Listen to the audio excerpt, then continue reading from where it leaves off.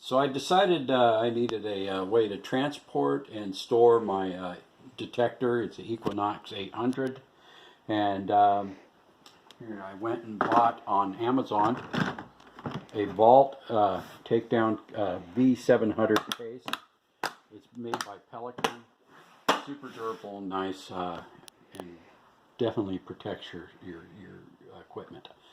So I purchased that for about it's about 270, no, about 175 on Amazon. So yeah, it comes with blank foam, so you got to learn how to cut foam. There's other videos on how to cut foam on YouTube.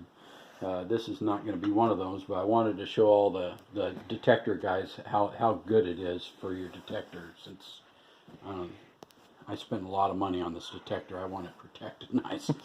So anyway, you use an electric kitchen knife to cut it with, and a felt pen. So the first thing that you want to do is, I'm going to go ahead and take everything out here, and I'll explain along the way. Okay, so the first thing you want to do is you take this, you flip it over, and this, you lay all your stuff out on top, the mirror image that you want. You don't have to do it this way, but this is how I did it. Then you take the felt pen and you draw around each one of your objects. So now, if you look, I don't know if you can see, but there's black felt pen lines here that you around here. Well, this is why you want to do the mirror image, because I don't want those black felt pen marks showing on the other side, and they won't now, because when I flip it this way, there's no felt pen marks. One thing that you got to be careful on doing it on this particular case is, I almost made a big mistake, is this case is different from top to bottom, so you do not want to flip it this way. For one, the bottom's got a little angle and the top doesn't. I don't know if you could even tell it, but it's only supposed to go in one way. It'll go in both ways, but it won't fit right. So just be careful on that. So the first thing I did, I laid everything out how I wanted it, and I cut it for the coil. I wanted to leave the coil and the shaft in one unit, because when I'm getting ready to detect, I hate assembling my metal detector. You know, I want to be as quick as I can. I want to go out there and be doing the detecting. So I kept all that in one unit. But by doing that, it made for a long shaft, so it wouldn't fit without making the end of the shaft go underneath the handle of that. So I first cut the top slot in that. Then I took a felt pen on the second sheet of foam. You can see, and then I cut this one out this way. I did not cut this yet, just this. So now when I put this in there, then I put the coil and deal back in. The coil tube is angled down below underneath the control panel. So I did that.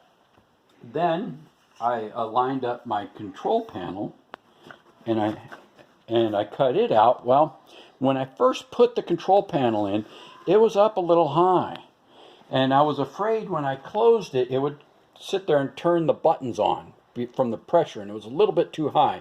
So what I did is I took it all back apart, and then I ran the felt pen right here, just where the controller panel is, and you can kind of see how I just relieved that area. So I took the the knife, and I just went straight down a little bit, like that. Then I had a real sharp pocket knife. I mean, it was razor sharp, and I kind of went underneath and sliced it and ripped it out.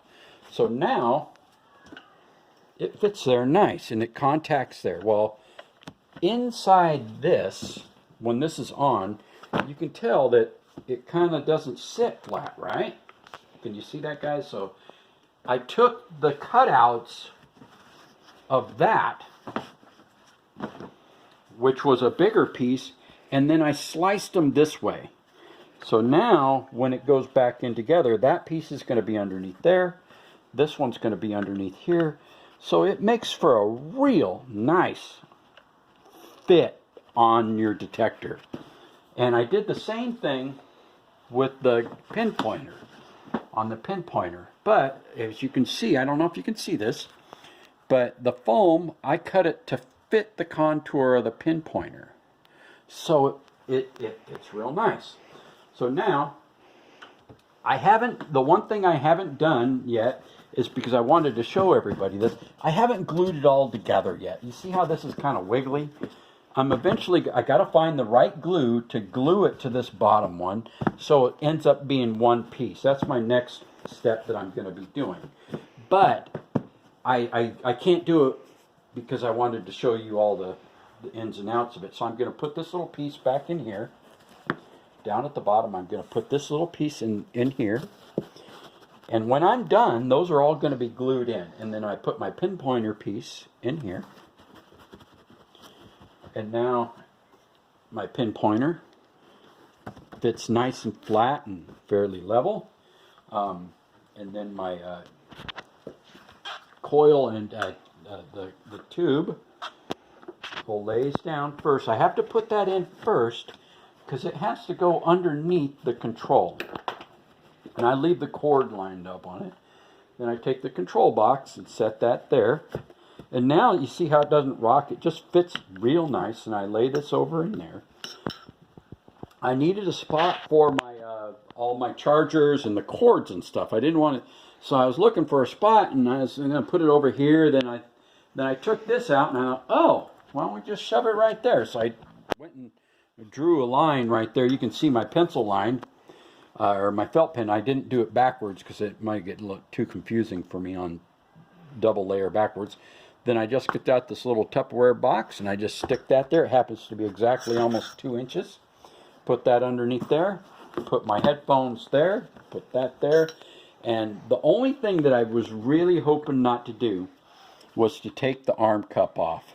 But that way, if it's on, I'd cut it out and it'd be nice, quick, easy to go, you know. Fasten that, do the tube, and you're detecting. But it was just a little bit, I probably could have got it to work, but I would have to cut through both center foams and possibly into the top and the bottom. And I was afraid I didn't want to buy another set of foam if it didn't work, but so I decided to take it off. But when you take it off on this Equinox 800, this screw, if you guys have that, if you have an 800, comes from the bottom up. Well, there was no hole through right here. If you can't see, there's a little hole there. There wasn't one. So I took the screw and I screwed it through and I poked a hole through that part because I don't want to lose this. Now I can put the bottom part of the cup in there so I don't lose the screw, and then I could just screw it right